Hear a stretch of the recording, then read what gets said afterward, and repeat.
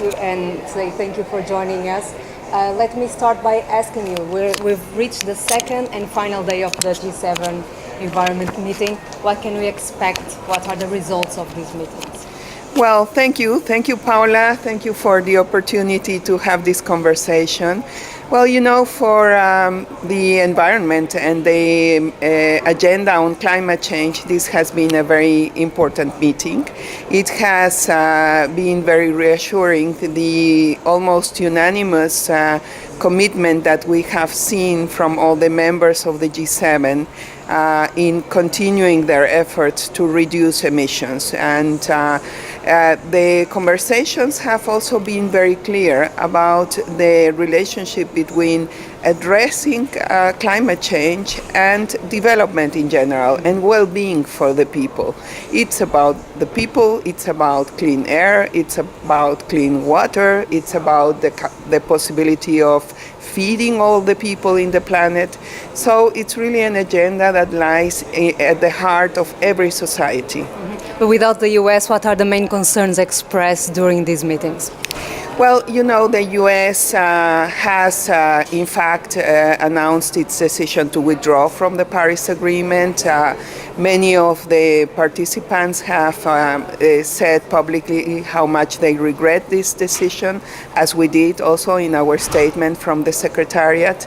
At the same time, we have seen the U.S. delegation reaffirming their commitment also to continue working on this agenda, reaffirming their intention to, you know, not be outside of the international community's efforts in this agenda. So we are very hopeful that we will be able to continue to work with them in a different way, but still addressing this very important agenda. There is, however, a central question here. Can the Paris Agreement be renegotiated, or there's a will to do so? Well, you know, the Paris Agreement was negotiated for many years, and it has been signed by over 170 countries. It has been now ratified by 148 countries. This means that for any kind of changes to the Paris Agreement, we would need to have the participation of all those countries. So it is very clear that it cannot be renegotiated only on the basis of the will of one party. It has already entered into force. So, the agreement itself, like any international multilateral agreement, foresees procedures, but it requires a consensus. Mm-hmm. So, many of the participants here have said the Paris Agreement is unstoppable. There's no way to go back. So, I would think that really there is such an incredible momentum and support for the Paris Agreement that it will just go on. It is a very positive message, but as we know, we have COP23 coming up. In Bonn will be the city receiving the meetings. What are your plans for COP23? Well, first I would like to mention that yes, the meeting will take place in Bonn as the venue of the Secretariat, but it's going to be presided over for the first time by an island state, the Republic of Fiji, and it's going to be the Prime Minister himself who will be presiding over this conference.